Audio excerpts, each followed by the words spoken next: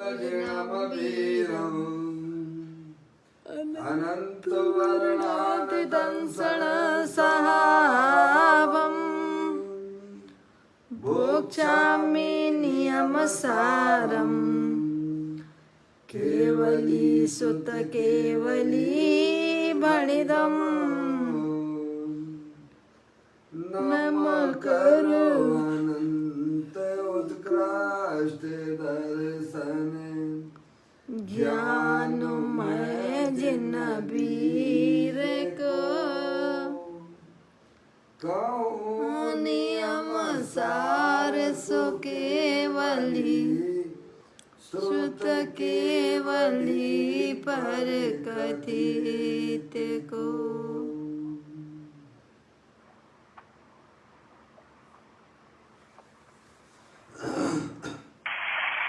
श्री नियम सार जी नामक परम आध्यात्मिक ग्रंथ नया साल कोविड-19 वैक्सीन स्वाध्याय हेतु में विराजमान है। आज से 2000 वर्ष पहले इस महान पवित्र ग्रंथ की रचना आचार्य श्री कुंद देव द्वारा इसी पवित्र भूमि पर की गई और इसके टीकाकार पदम प्रमलधारी देव मुनराज है। ग्रंथ का नाम नियम सार है। नियम से करने योग्य कार्य अपनी आत्मा में सम्यक दर्शन, सम्यक ज्ञान, सम्यक चारित्र रूपी निर्मल पर्याय, पवित्र पर्याय, मोक्ष मार्ग रूपी पर्याय को प्रकट करना,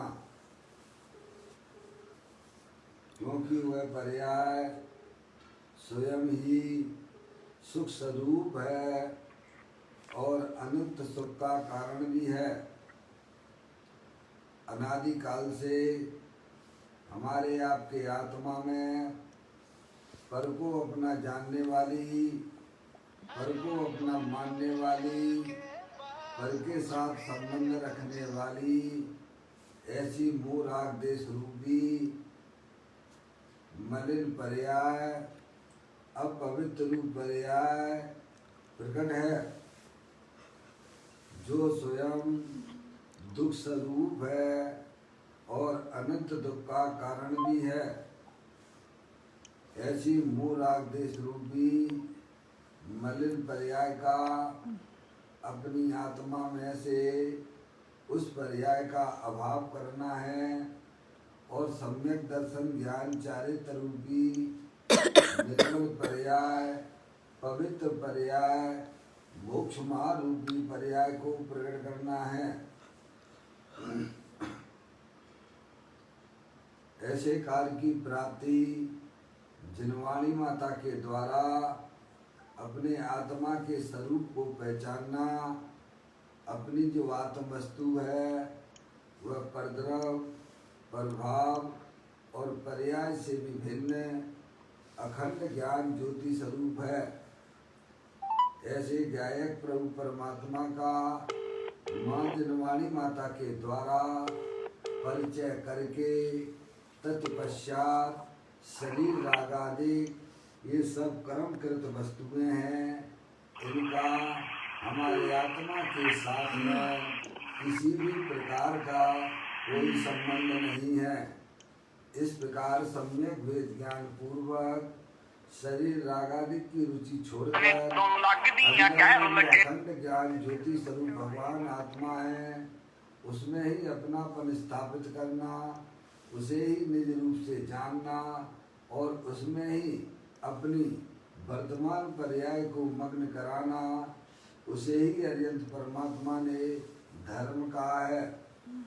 उसकी चर्चा आचार्य भगवंतों ने, मुनिराजों ने एक एक गाथा, उसकी टीका और कलश के माध्यम से हमें अपने आत्मा के स्वरूप को यहाँ पर समझाया है। देखिएगा, यह परम आध्यात्मिक ग्रंथ है। जिसके सातवें अधिकार की चर्चा परम आलोचना नाम का यह अधिकार है, उसके अंतर्गत 110वें नंबर की गाथा आज अपन प्रारंभ करने जा रहे हैं। उसका प्रारंभिक पाठ करते हुए आचार्य कुमकुम देव ने इस गाथा में क्या कहा है और उसके टीकाकार पदम प्रमलदाई देव मुनराज ने उसका किस प्रकार से स्पष्टीकरण किया है, उसको अपन समझने का प्रयत्न करेंगे।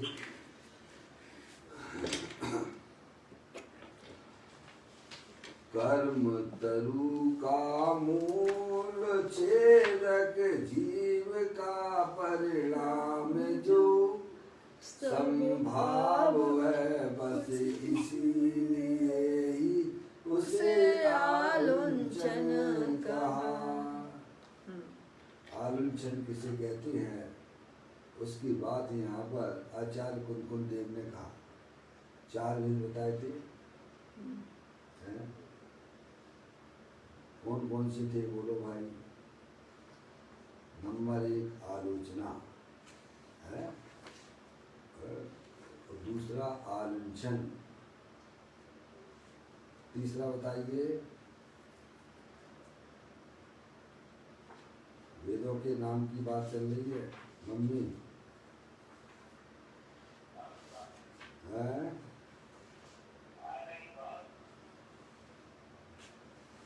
4 वेद बताए थे ना प्रारंभ में, कौन कौन से है। एक तो आलोचन बताया, तीसरा आलुंचन बताया, तीसरा अविकृतिकरण बताया और चौथा बताया भाव शुद्धि। समझ में आया। 108वें नंबर की गाथा जब प्रारंभ की थी तब उसमें इन 4 प्रकार के वेदों की बात यह बताई थी। अब एक एक वेद की बात यहाँ की जा रही है। 109 नंबर में आलुंचन की बात आ गई, आलोचन की बात आ गई। अब यहाँ पे आलुंचन किसे कहते हैं। आलुंचन यानी दोषों का है, दोषों का आलुंचन अर्थात उखाड़ देना, वह है आलुंचन। यानी अपनी आत्मा की पर्याय में जो मोह राग द्वेष के परिणाम है उनको उखाड़ के फेंक देना, वही वास्तव में आलुंचन है। समझ में आया भैया। थोड़ा जागृति लाइए। बोलो कौन कौन से हैं 4 भेद। आलोचन, आलुंचन और अभी बताया था ना, क्यों भाई हैं।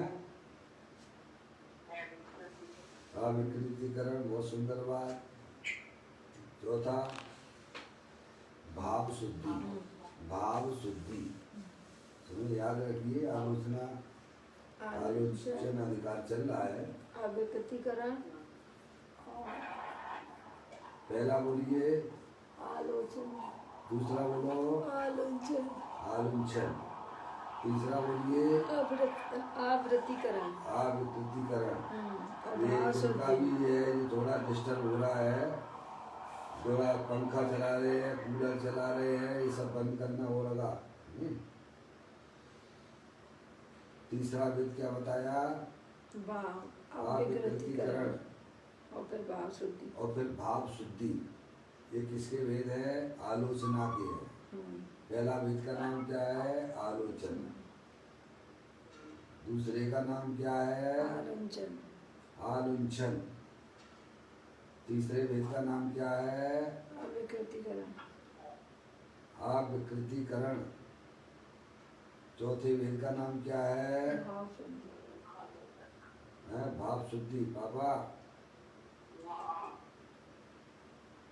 आलोचना की 4 वेदों की बात ये आई है। आलोचना अधिकार चल रहा है, कम से कम उस समय तो याद करके रखो। बाद में भूल जाओ तो कोई बात नहीं है, वैसे भूलना नहीं चाहिए। पापा आपके कितने बच्चे हैं। ये तो नहीं, ऐसा तो होना, बिना बच्चे के कोई बाप होता नहीं है क्या? बिना बच्चे के कोई बाप नहीं होता है, चाहे लौकिक में हो चाहे अलौकिक में हो।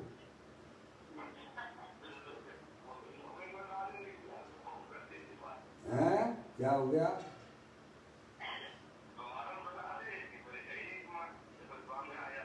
तो आपको पता लगाना पड़ेगा, हमारे कहने से तो नहीं होता है। हम कहेंगे कौआ कान ले गया है, तो आपका फर्ज बनता है कि देख तो लो भाई साहब कौआ कान ले गया है कि नहीं ले गया है? बताना पड़ेगा पापा, नहीं तो फिर जो है, ये किसका फोन आ रहा है? कितने हैं वैसे? व्यवहार से ही बता दो, आपके कितने बच्चे हैं? 4। तो यहाँ भी तो 4 ही की बात चल रही है। दोबारा बता देता हूँ मैं आपको, आलोचना के 4 भेद आचार्य कुंकुम देव ने बताए हैं, भगवान ने बताया, अद्वैत परमात्मा ने। वो क्षामी नियम सारम केवली सुत केवली भंडम। आचार्य कुंकुम देव कहते हैं कि यह बात केवली और सुत केवलियों के द्वारा बताई गई बात है। समझ में आया? तो भगवान ने 4 भेद बताए। पापा से पूछना मुझे।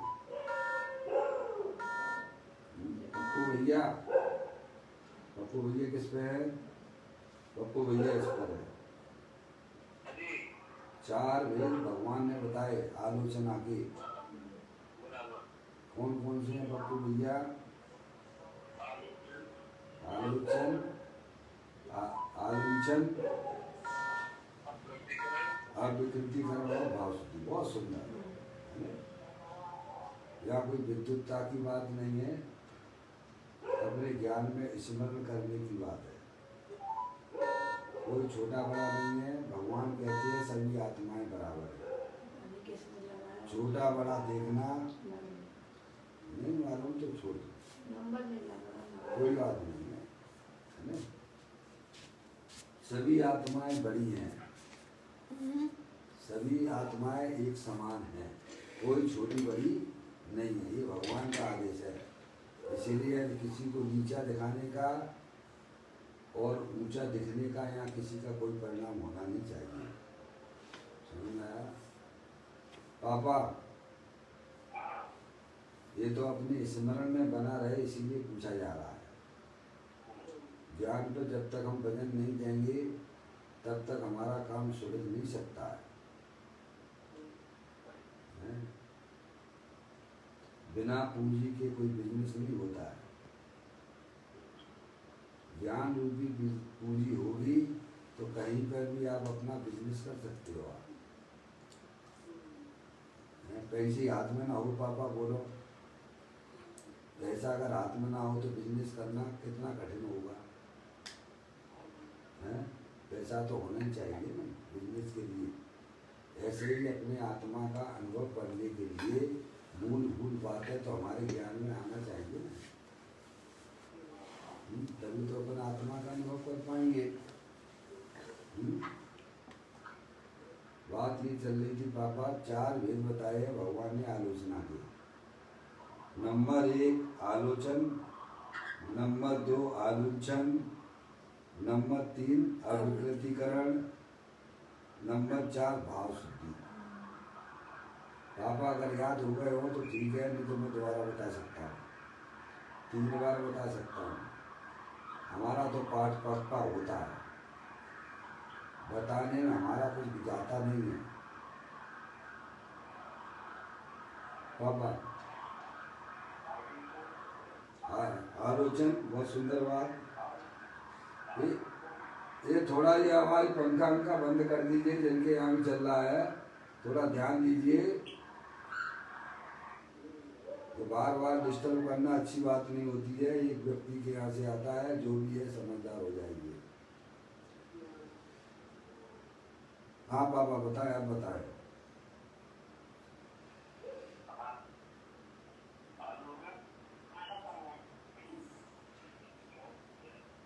थोड़ी हेल्प कर दो। वैसे अभी पापा से पूछेंगे 4 बच्चों के नाम बताओ, तो पूरे पैसे बता देंगे। बच्चों की तो बात छोड़ो, बच्चों के भी नाम बता देंगे। पापा गलत बोल रहा हूँ तो बोलो आप, हैं? तो हमारे सब संसार के कारण हैं। कल मैंने आपसे कहा था लौकिक ज्ञान जितना भी है वो हमारे संसार का कारण है, और अध्यात्म का ज्ञान हमारा भव संसार से दूर निकालने का है। यही हमारी वास्तविक पूंजी हो सकती है, जो हमें संसार सागर से निकाल के मोक्ष मार्ग में ले जाए, वह वास्तविक पूंजी हमारी है। कोई बात नहीं है, पहली बार सुनते हैं, दूसरी बार सुनते हैं तो थोड़ा है, आएगा, धीरे धीरे आएगा। पापा हाँ बात सुन। पापा आज बताओगे कि कल बताओगे?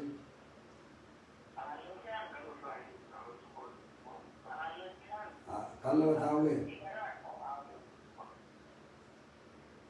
पूरी तरह से अच्छी तरह कब बताओगे, आज या कल? कल बताएंगे। मम्मी पापा को लिख के दे देना है, याद रहना बहुत जरूरी है।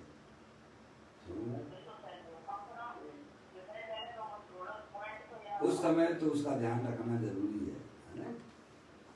तो अपन ने पापा जो है आलोचन की चर्चा 109 नंबर की गाथा में पढ़ के आए हैं, उसका विस्तार रूप से। अब यहाँ चर्चा चल रही है आलुंछन की, दूसरे वेद की बात चल रही है। आलुंछन किसे कहते हैं? दोषों को उखाड़ के फेंक देना। दोष यानी क्या है? हमारी आत्मा में दोष क्या है? ये मोह राग द्वेष के परिणाम, ये आत्मा में संसार अवस्था में होने वाले दोष हैं। ये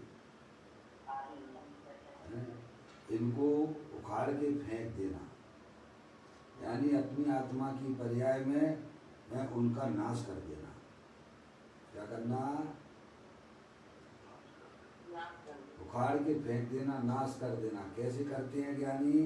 तो कहते हैं वे अपने आप को आत्मा जानते हैं, अपने आप को आत्मा मानते भी हैं, और अपनी पर्याय को निरंतर शुद्धात्मा में ही मग्न कराते हैं।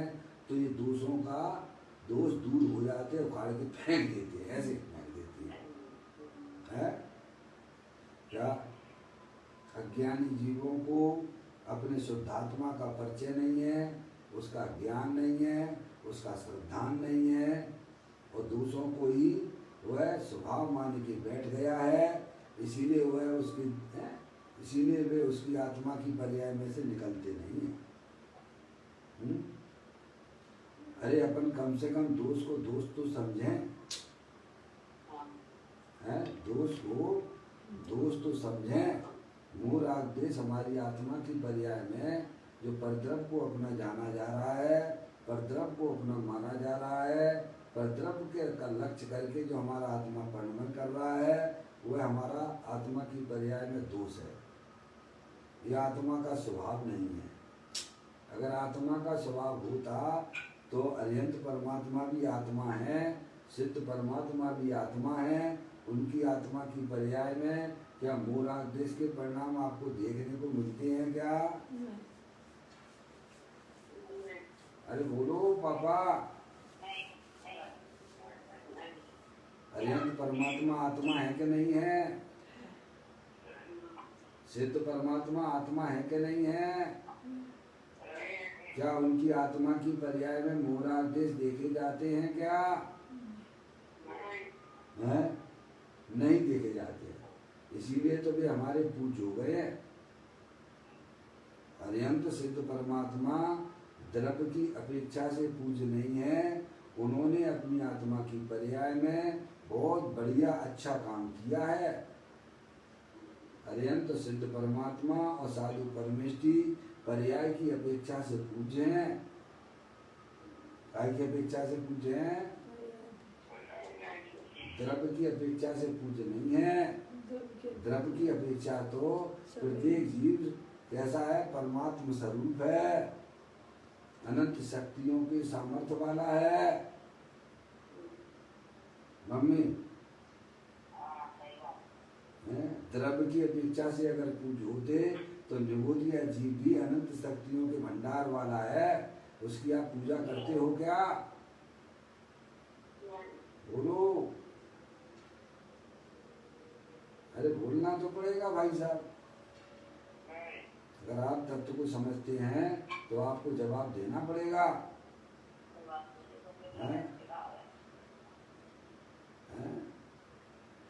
द्रव्य की अपेक्षा से अगर पूज होते अनंत सिद्ध परमात्मा तो चीटी भी है ना, चीटी है, आप उसकी पूजा करते, फिर आप उसकी भी पूजा करना पड़ती है आपको। समझ गए आप?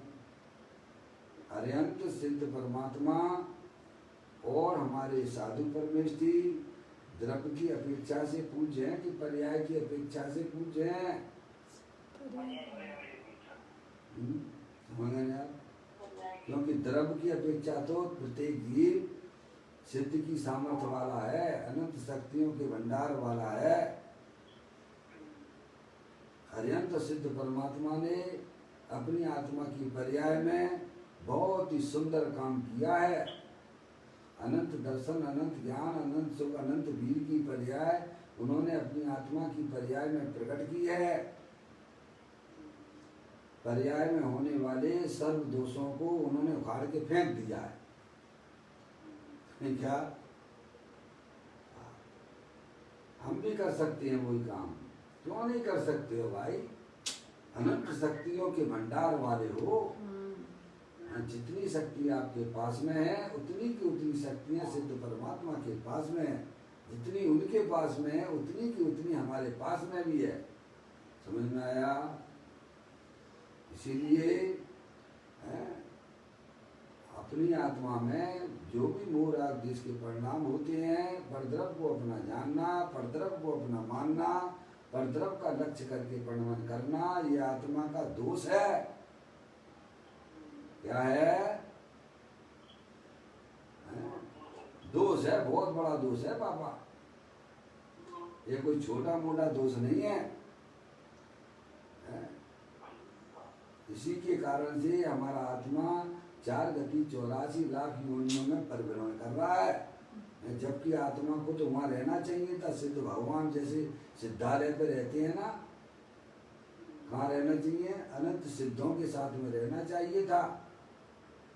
आज ये हमारा आत्मा जिस प्रकार से एक शरीर को बदलकर दूसरा शरीर ग्रहण करता है, फिर उस शरीर को छोड़ता है, फिर दूसरा शरीर ग्रहण करता है। क्यों करता है? क्योंकि वह अपने आत्मा के स्वरूप को नहीं जानता, अपने आप को आत्मा नहीं मानता है। अगर ये जिस समय से अपने आप को आत्मा रूप से जानने लगेगा कि भाई साहब मैं तो चेतनेश्वर भगवान आत्मा हूँ, अनंत शक्तियों के भंडार वाला हूँ, जितनी शक्तियाँ प्रभु के पास में है उतनी की उतनी शक्तियाँ वर्तमान में हमारे पास में भी है। ऐसा जब पर्याय का अहम द्रव्य के अंदर नहीं आता है तब तक इसका संसार चक्र चालू है। भाव मरण ये भाव कर्म सदियों से करता आया है। ये कहानी कोई आज की नहीं है, अनादि काल से हमारा आत्मा बैरमुखी होकर परिणमन कर रहा है, जबकि उसका कर्तव्य था कि अंतर्मुखी होकर परिणमन करने का था। दोष को जब तक दोष समझ में नहीं आएगा तब तक उन दोषों का नाश नहीं कर सकते हो आप। दोष कोई स्वभाव मान के बैठ गए भाई साहब, क्या हो गया?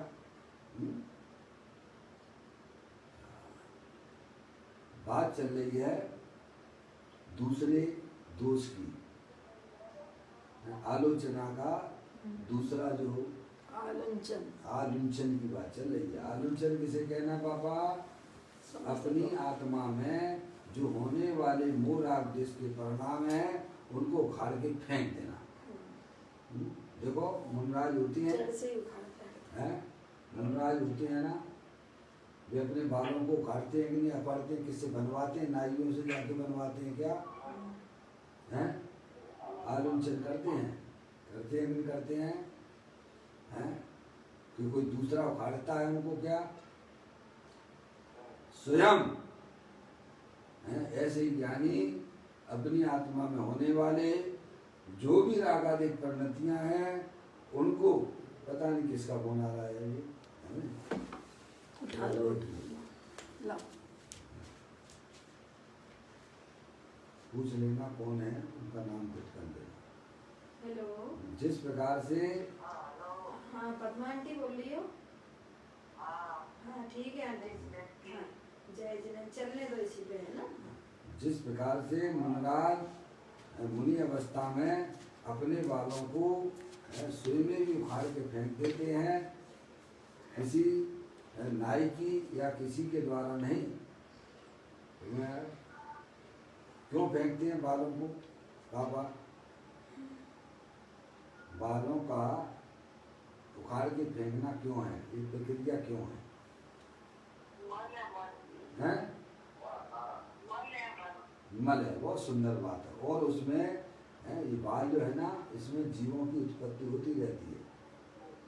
समझ में आया? ये व्यवहारिक दृष्टि से बात की है। ऐसे ही आत्मा की पर्याय में होने वाले मूल आदेश के परिणाम ये हमारे मल है, दोष है। उनको ज्ञानी जी हैं भाई साहब, उनका आलूंचन कर देते हैं। कैसे करते हैं? कि अपने शुद्धात्मा का आश्रय लेके करते हैं। कैसे करते हैं? सब जिनके पास में शुद्धात्मा का ज्ञान ही नहीं है, बताओ कैसे करेंगे? अपने दोषों को दूर कैसे करेंगे भैया? हैं?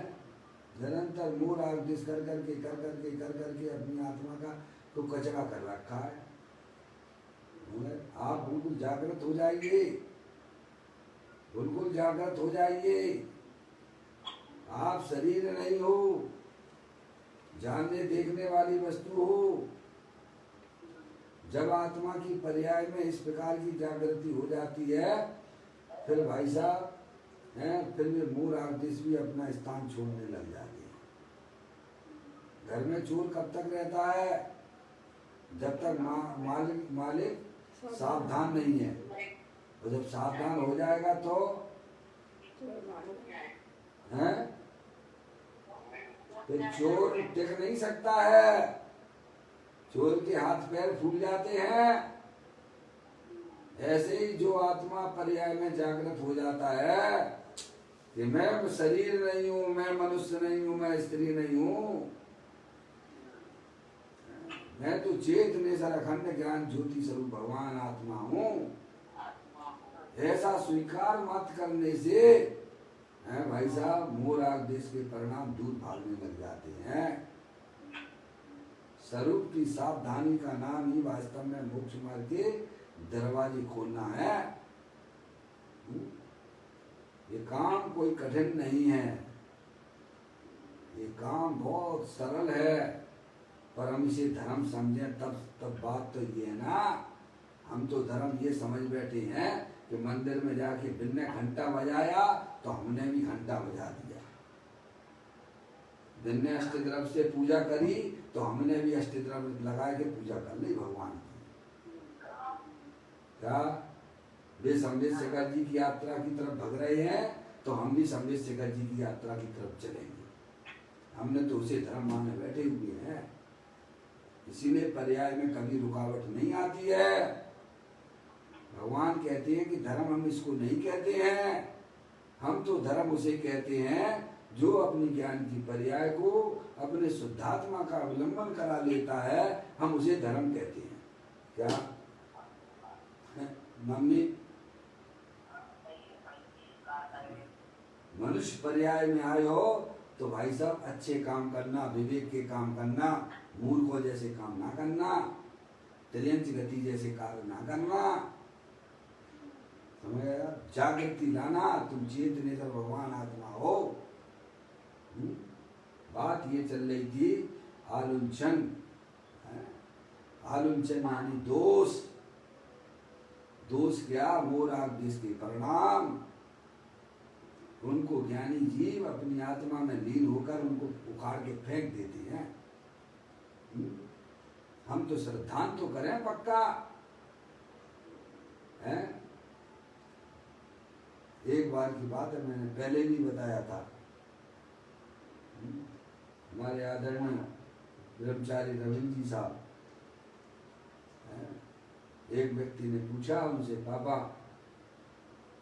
आपने तो बहुत सेवा की है उनकी, कुछ सीखो तो उनसे।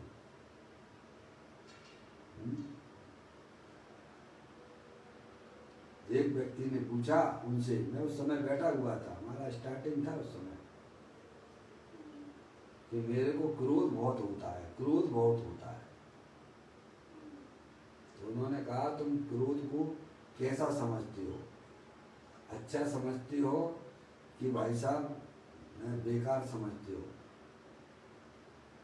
तुम चाहते हो कि क्रोध तुम्हारी आत्मा की पर्याय में रहे? तुम उसे अच्छा समझते हो कि बेकार समझते हो? तो उसने कहा कि मैं बेकार समझता हूँ, अच्छा नहीं समझता हूँ। तो उन्होंने कहा कि अब वो तुम्हारी पर्याय में रहेगा नहीं। पापा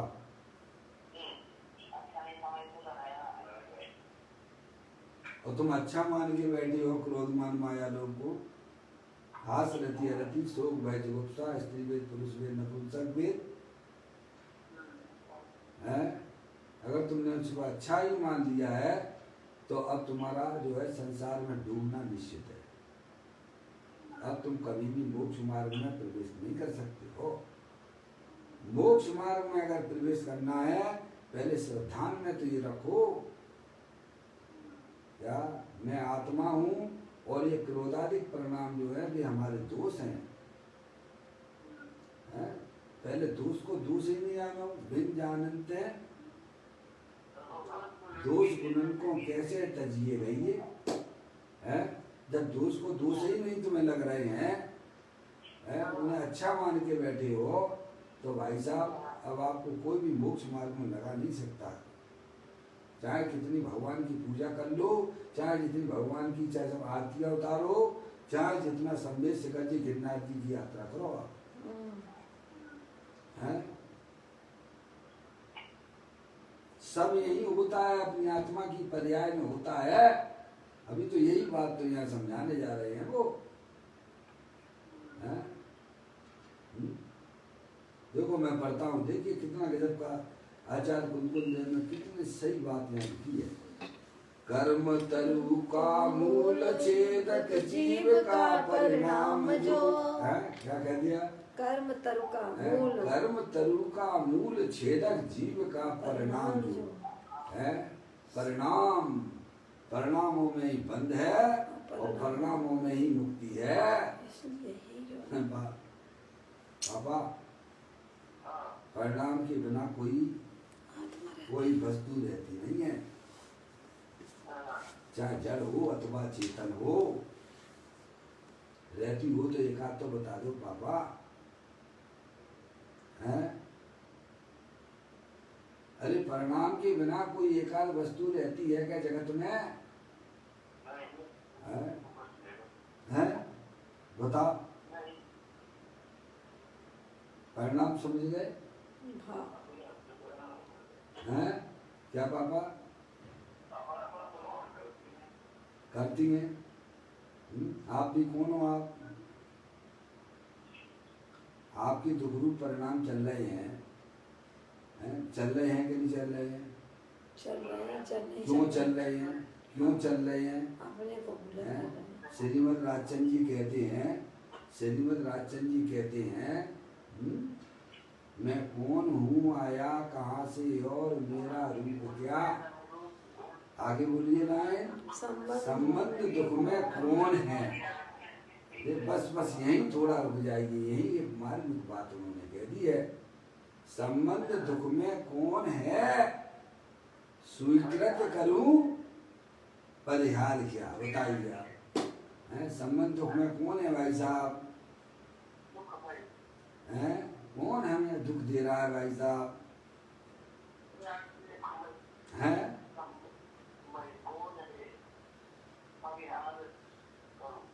मैं क्या करूं, उसमें क्या है, क्या पहले ये तो जानो कि संबंध दुख में कौन है, तुम्हें दुखी कौन कर रहा है। अब इतना भी विचार नहीं करोगे। आज तो फिर वही दिन आ गया लॉकडाउन का है? पता नहीं आप लोगों के यहाँ पूरा बंद है कि नहीं है, हमारे यहाँ तो पूरा टोटल बंद है आज। आज तो आप खूब चौकी छक्के लगाइए, आप घर बैठ के खूब चौकी छक्के लगाइए। आप जिनके पास में अध्यात्म का ज्ञान होता है वो घर में बैठे बैठे चौकी छक्के लगाते हैं। हैं? क्या?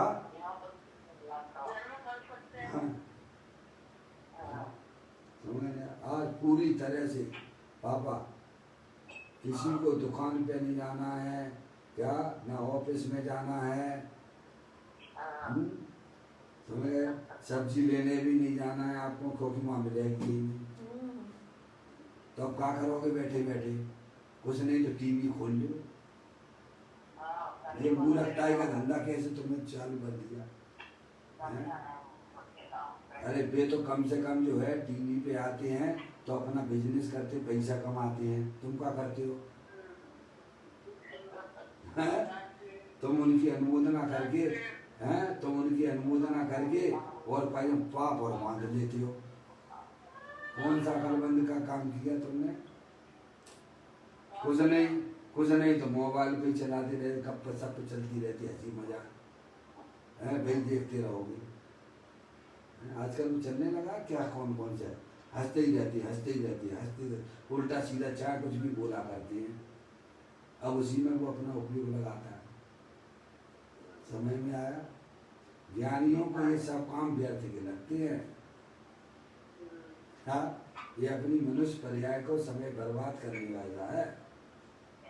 आपको पुण्य के उदय से सबसे छुट्टी मिल गई है, तो आपका काम ये कि अपनी आत्मा का परिचय कर लो भैया, हैं? इसमें अपने ज्ञान को लगाओ जो आपके लिए कल्याण की बातें हैं। नहीं तो त्रियंश गति तो खुली पड़ी हुई है, वहां तुम्हें बुद्धि ही नहीं मिलेगी ऐसी। वहीं पड़े रहोगे, मच्छर जैसे भिनभिनाते रहोगे।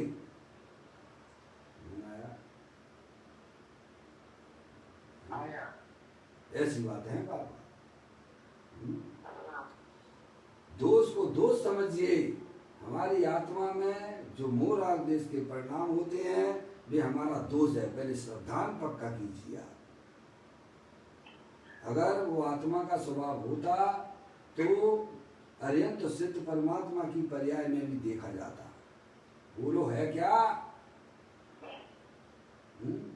अरिहंत सिद्ध परमात्मा आत्मा है कि नहीं है? है।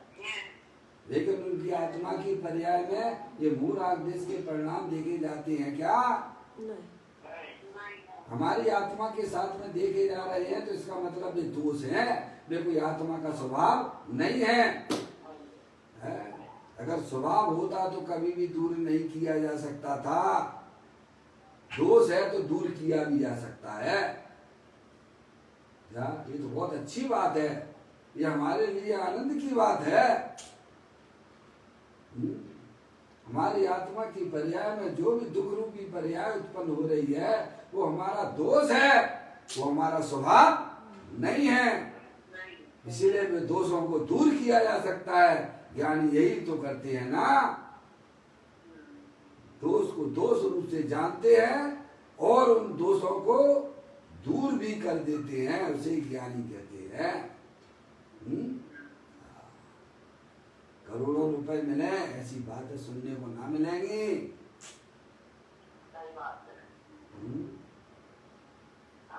ये काम करो ना भाई साहब, पर्याय के बिना, परिणाम के बिना कोई वस्तु रहती नहीं है जगत में।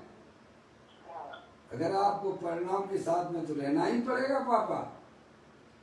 कौन से परिणाम के साथ में रहना है? गंदे परिणाम के साथ में रहना है कि निर्मल परिणाम के साथ में रहना है? रहना तो पड़ेगा। आत्मा परिणाम के बिना होता नहीं है। कोई भी वस्तु, चाहे वह चेतन हो अथवा अचेतन हो, हैं? कोई भी जगत की कोई भी वस्तु परिणाम के बिना नहीं रहती है। ऐसे ही आप आत्मा हो, आप परिणाम वाले हो, तो गंदे परिणामों के साथ में रहना कि अच्छे परिणामों के साथ में रहना, है? मैं समझता हूँ ऐसा कोई भी ऐसा जीव ऐसा नहीं होगा जो भाई साहब गंदे परिणामों के साथ में रहना चाहता हो, लेकिन उनको ज्ञान नहीं है तो बात अलग है। क्या उनको अपनी आत्मा का परिचय नहीं है, ये बात अलग बात है। पर जिस समय जिनको ऐसा ज्ञान हो जाता है कि भाई साहब मैं शरीर नहीं हूँ, मैं तो चेतनेश्वर भगवान आत्मा हूँ, हैं? समझ गए आप? जिस समय उसकी श्रद्धा और ज्ञान में ये बैठ जाती है भाई साहब, फिर वह गंदा परिणाम भी अब उसके साथ में रहेगा नहीं। ऐसा कोई अजब गजब का काम होता है पापा, हैं? गंदा परिणाम आपको दुख देता है कि भाई साहब निर्मल परिणाम तो अभी उत्पन्न नहीं हुआ है। निर्मल परिणाम तो जब आत्मा को आप स्वीकार करोगे कि मैं चेतन वस्तु हूँ, हैं? तब उसकी उत्पत्ति होती है। फिर कुछ समय में गंदे परिणाम भी साथ में रहते हैं, तो ज्ञानी जीव उस गंदे परिणाम को, उस रागादिक परिणतियों को भी, है भाई साहब, उनको भी उखाड़ के फेंक देते हैं। उसी का नाम आलुंचन है। समझ में आया? देखो यहाँ लिखा, गाथा में लिखा, मैं कुछ नहीं बोल रहा हूँ, ये सारी की सारी बातें गाथा में लिखी हुई हैं। कर्म तरु का मूल छेदक जीव का परिणाम जो संभाव है, बस इसीलिए ही उसे आलुंचन कहा। क्या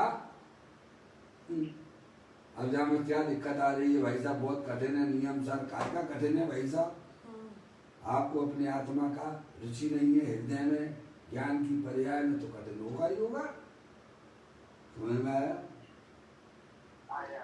जिस समय आपको अपने आत्मा की रुचि जागृत हो जाएगी, मुझे तो इस पर्याय में अपने आत्मा का काम करना है, मुझे तो अपनी आत्मा की शक्तियां पर्याय में व्यक्त करना है, मुझे किसी की तरफ नहीं देखना है।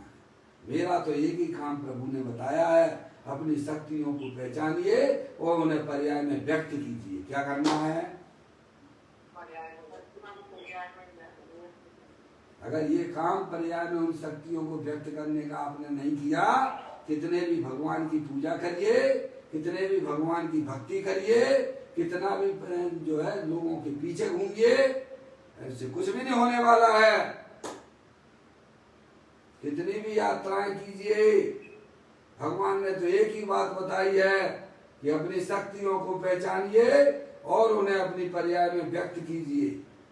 एक बात आप 100 अक्षरों में लिख लीजिए, काम मुझे एक ही करना है कि अपनी आत्मा की शक्तियों को पहचानना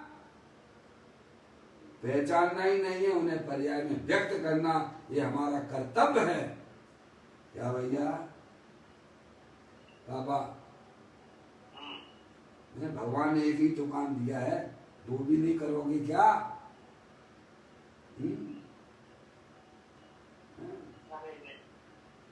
नहीं करोगे तो भाई साहब आप अपने लिए ही गड्ढा खोद रहे हो। भगवान ने तो अपना कल्याण कर लिया पर्याय में, ये तो अनंत सुखी हैं, बिना किसी से कोई लेना देना नहीं है। समझना? आप भगवान की बात का अनुकरण करोगे, सुनोगे, तो आपकी आत्मा का कल्याण हो जाएगा।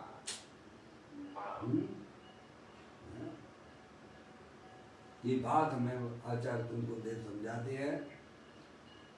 कर्म तरु का मूल छेदक जीव का परिणाम जो संभाव है, बस इसीलिए उसे आलुंचन कहा है। जीव का परिणाम कर्म के छेदने को भाई साहब, तो कैसा परिणाम? समता भाव रूपी, क्या समभाव द्वारा ज्ञानी जीव अपने आत्मा के साथ में जो 8 कर्मों का संयोग है उनको सब छेद देते हैं। क्या कर देते हैं? ऐसा है, कोई गजब गजब का काम होता है। इसीलिए कहते हैं करोड़ों वर्षों तप तपे अज्ञानी आत्मा के ज्ञान के बिना उतनी निर्जरा नहीं कर पाता है जितना ज्ञानी छिन्नमाई में क्या अपनी आत्मा का लक्ष्य करके इतने कर्मों की निर्जरा कर देता है भाई साहब, है क्योंकि उसके पास में ज्ञान की पर्याय में कला उत्पन्न हो गई है कि मैं तो चेतन भगवान आत्मा हूँ। वो अपने आप को शरीर रूप से देखता ही नहीं है, वो अपने आप को भगवान आत्मा देखता है। मैं तो आत्मा हूँ, सिद्ध परमात्मा हूँ। तो ऐसा श्रद्धान ज्ञान के बल पर भाई साहब आगे बढ़ता है। अब देखिएगा, कहते हैं कर्म रूपी वृक्ष का मूल छेदने में समर्थ ऐसा जो संभाव रूपी स्वाधीन निज परिणाम उसे आलुंचन का है। काय के बल पे छेदता है पप्पू भैया? देखो हमारे मुनराजों के ऊपर, ज्ञानियों के ऊपर कितने कितने उपसर्ग आते हैं। बोलो, वे अपने समता रूपी परिणाम को छोड़ते हैं क्या? बताइए। अपन तो निर्णय बात में हिंदुस्तान पाकिस्तान हो जाता है। आज घर घर में हिंदुस्तान पाकिस्तान बना हुआ है, हैं? वो तुम्हारा हिंदुस्तान पाकिस्तान की बात नहीं है, हर घर में हिंदुस्तान पाकिस्तान बना हुआ है। हर जीव के परिणामों में इस प्रकार की व्यवस्था उसे बना के रखी है। कभी राग करेगा तो कभी द्वेष करेगा, कभी राग करेगा कभी द्वेष करेगा। ये असंभाव है। परिणामों में मूल राग द्वेष के परिणाम ये जो है संभाव रूप से नहीं है। मूलराज के ऊपर उपसर्ग करने वाले के प्रति द्वेष नहीं करते हैं और उपसर्ग निवारण करने वाले के प्रति राग नहीं करते हैं। इसी को समता भाव कहते हैं। इस परिणाम के बल पर वे कर्मों को छीन देते हैं। कर्म छेदन की यही विधि है। क्या बोलो,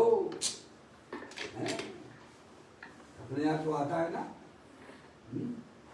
मुनराज है ना, यशोधर मुनराज के ऊपर राजा शरणिक ने सर्प डाला है। मुनराज समझ गए कि हमारे ऊपर सर्प हो गया है। अब वे वही बैठे रहे। वो लोग बैठे रहे कि नहीं बैठे रहे? 3 दिन तक उनकी उपसर्ग का काल छठवां गुणस्थान होता है। जब मुनराज का गुणस्थान छठवां होता है तभी उपसर्ग होता है। 7वें गुणस्थान में उपसर्ग नहीं होता है। यह भी सब सिद्धांत वाली बातें हैं। क्या उपसर्ग जब हुआ था उनका छठवां, उनको ज्ञान हो गया कि आज मेरे ऊपर किसी ने उपसर्ग किया है, उपसर्ग किया है तो बहुत सुरक्षित स्थान पर और पहुंच जाती है। क्या समझ गए आप? 3 दिन तक वे बैठे रहे जंगल में। चींटियों ने घर बना दिए शरीर में। राजा श्रेणिक ने जाके हैं मम्मी क्या?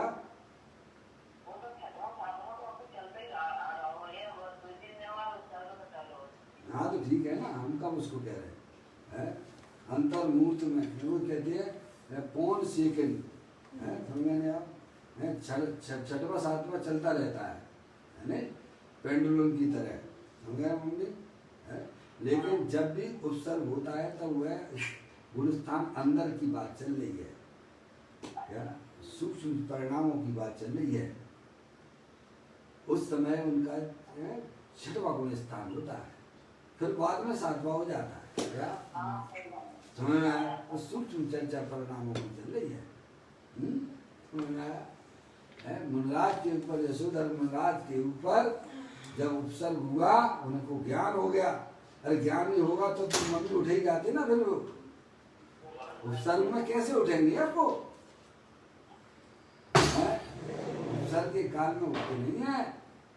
ऐसे बहुत सारे उपसर्ग उनके पास आते हैं, लेकिन क्या करते हैं वे समता भाव रखते हैं।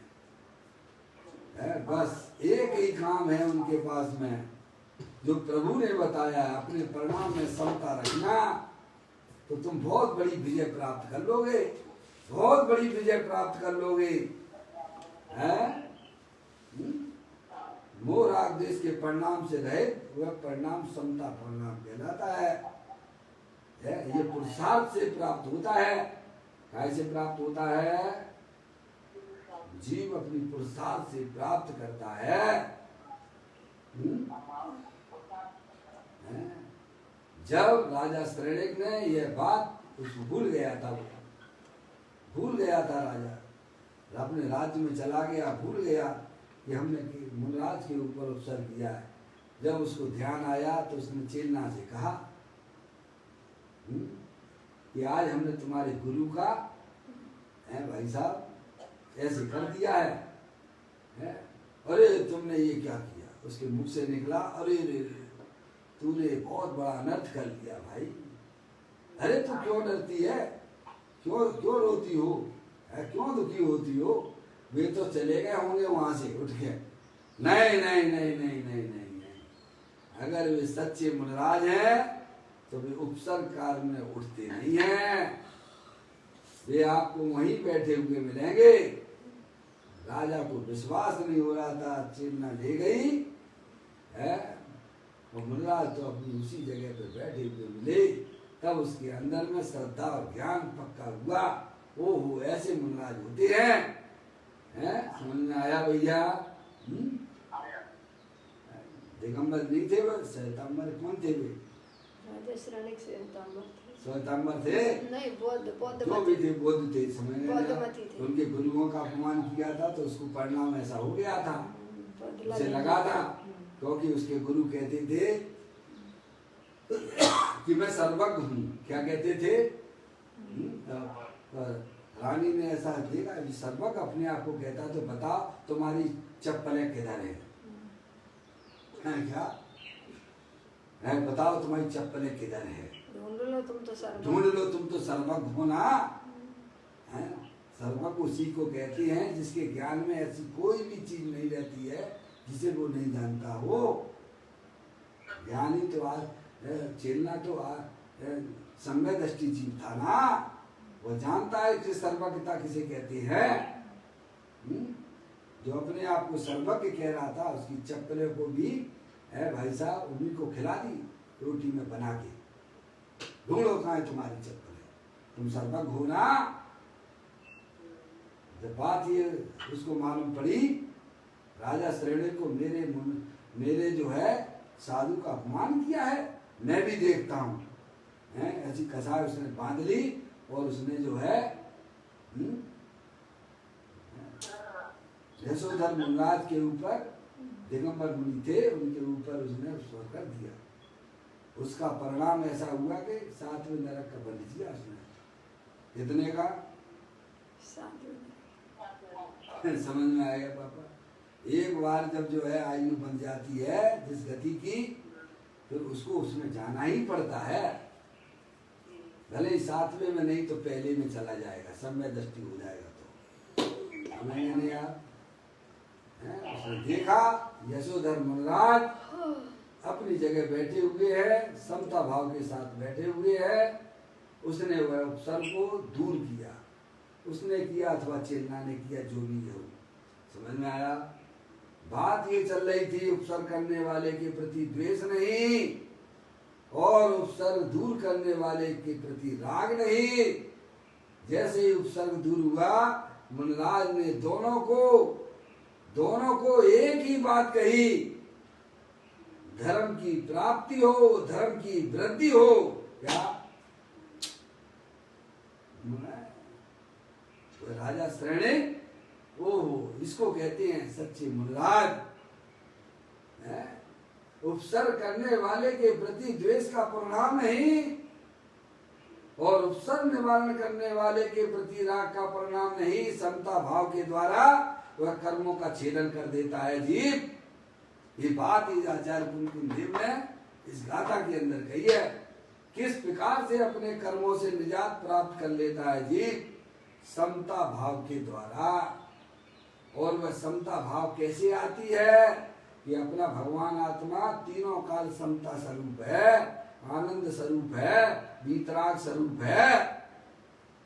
समता रमता उलदता ज्ञायकता सुखवास वेदकता चैतन्यता ये सब जीव विलास। क्या हम तो निर्णय सी बात में कितने कितने परिणामों को बिगाड़ देते हैं। तुम कर्मों को बंद कर रहे हो कि कर्मों को भगा रहे हो? थोड़ा विचार कीजिए। सारा खेल परिणामों में होता है, परिणामों में ही बंद है और परिणामों में ही मुक्ति है। ये योगेंद्र महाराज ने 14वें नंबर की गाथा योग सार ग्रंथ में लिखा है, हे योगी परिणामों में ही बंद है और परिणामों में ही मुक्ति है। इसीलिए तू परिणामों को पहचान। किसको पहचान?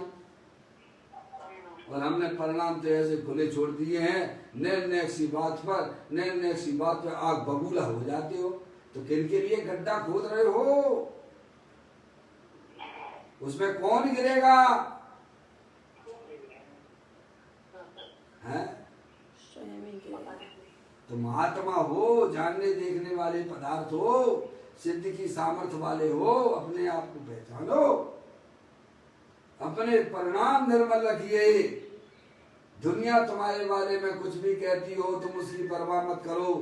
तुम्हारे परिणाम अगर अच्छे हैं, है भाई साहब, मैं सदा से रहा आत्मा अब भी हूँ, आत्मा ही रहूंगा, न बदलूंगा मैं। कोई निंदा करे या करे स्तुति, बाए वैभव बड़े या सभी नष्ट हो। अरे अगर हमारे शरीर का है, बाहर की कोई भी वस्तु आए जाए, पर अपने परिणामों में भाई साहब सुधार के रखना। अरे जा रहे हैं तो जाने दो, हम क्या लेके आए थे भाई साहब? हैं? मैं तो चेतनेश्वर भगवान आत्मा हूँ। अरे भाई साहब ज्ञानी कहते शरीर को भी जाना हो तो चला जाए, है? शरीर को भी जाना हो चला जाए, मैं अपने परिणामों को नहीं बिगाड़ूंगा। तभी तो श्यामी शरीर खा जाती है, वे अपने परिणामों को नहीं बिगड़ने देती है, क्योंकि परिणामों में ही सब कुछ बसा हुआ है। ये 5 गतियां जो हैं, ये सब परिणामों के ऊपर ही इनका भाई साहब काम होता है। पापा काय के ऊपर कितनी गतियां होती है पापा?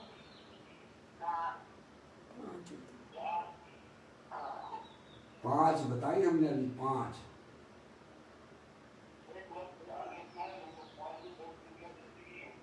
हाँ तो 5 है ना, तो सिद्ध का आत्मा नहीं है क्या? गति किसे कहते हैं? जीव की अवस्था विशेष का नाम गति है। ये शरीर जो है, ये कोई आत्मा का मनुष्य गति नहीं है। ये भी बड़ा थोड़ा था समझने की कोशिश कीजिए। ये तो शरीर की है। आत्मा की गति जो अंदर में होने वाले जो परिणाम है, वो परिणाम आत्मा की गति होती है। तो 5 गति हो गई ना भैया, है? पंचम गति बोलते हो कि नहीं बोलते हो? 5 गतियों का जो है विभाजन उसके परिणाम के अनुसार होता है।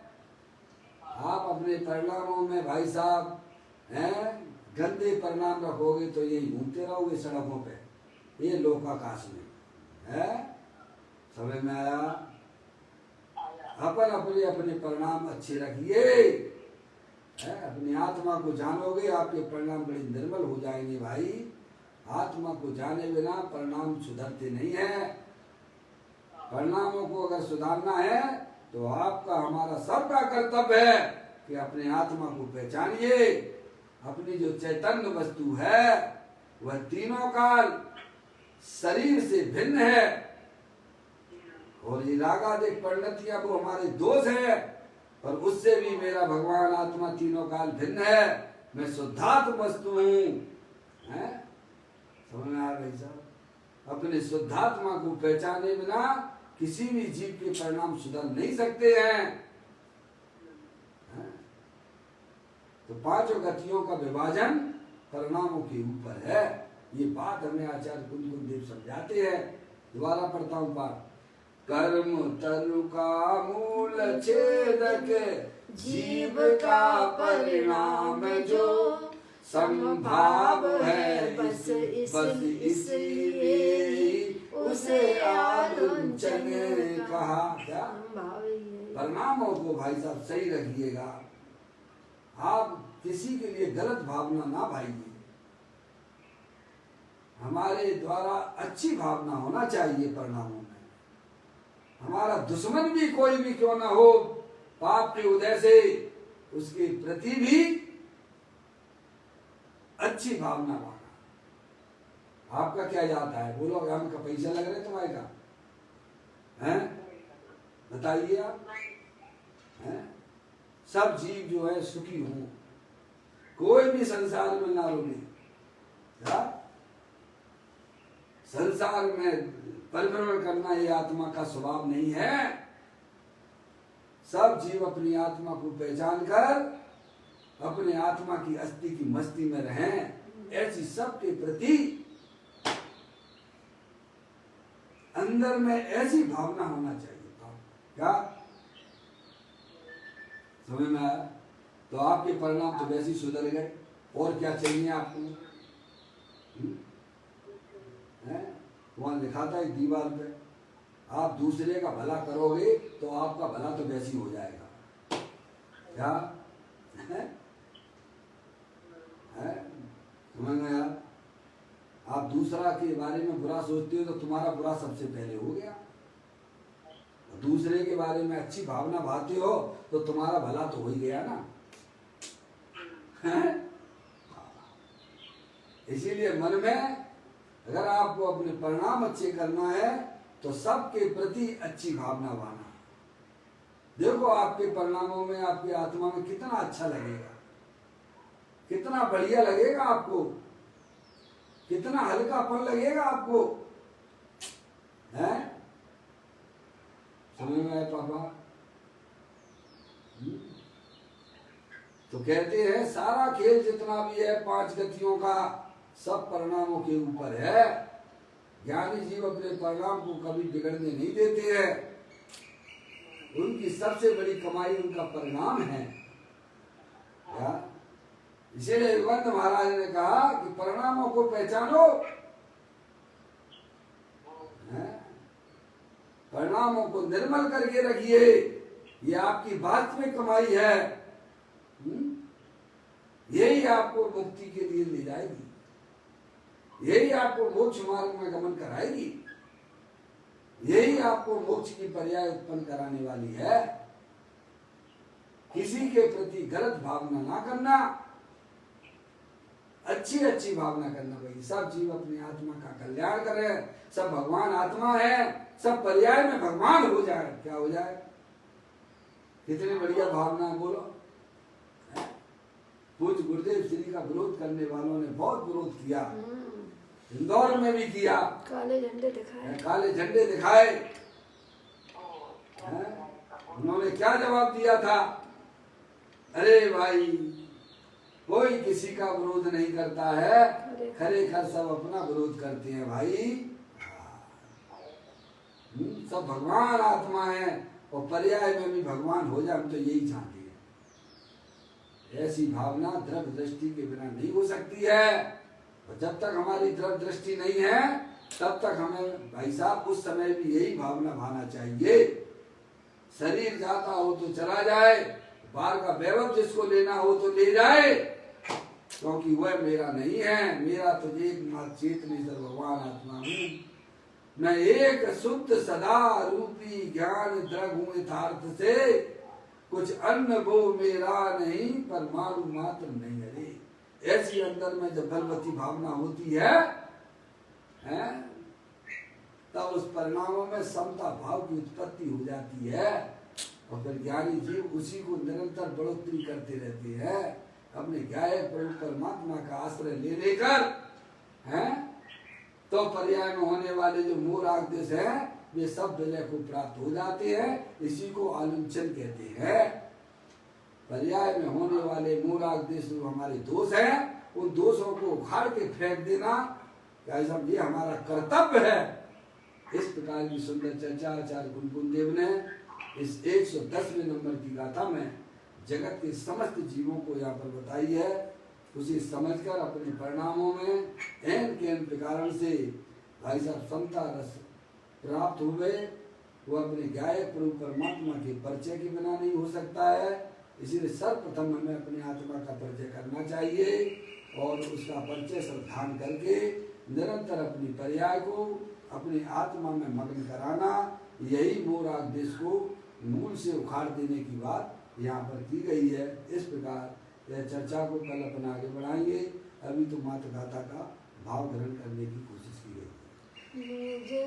निज निधि निज में बताई, अनंत अनंत उपकार है, उसके लिए जिन वाणी माँ को वंदना सतवार है, वंदना सतवार है।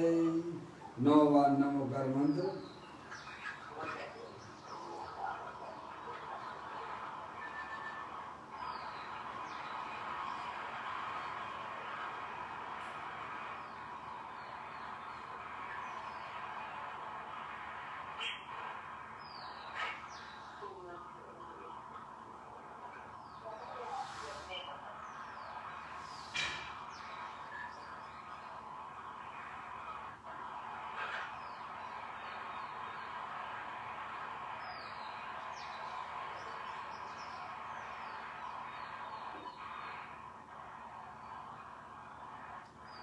गुरुद्वार सांग जनवाणी माता की जय। महान जैन धर्म की